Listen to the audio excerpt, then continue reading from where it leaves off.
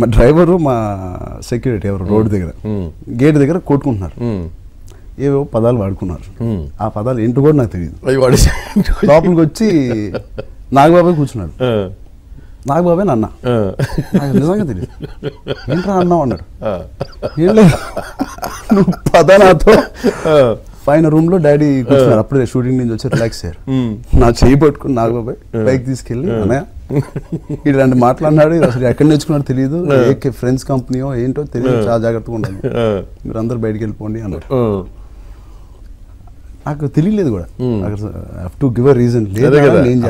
అర్థం తెలిస్తే కదా అసలు ఎందుకు నన్ను పట్టుకున్నారు, ఎందుకు నాన్న దగ్గర తీసుకెళ్ళాడు. తాతగారు పోలీస్ యూనిఫామ్ బెల్ట్ నాన్నగారికి గిఫ్ట్ గా ఇచ్చారు రిటైర్ అయిన తర్వాత. ఆ బెల్ట్ తీసారు,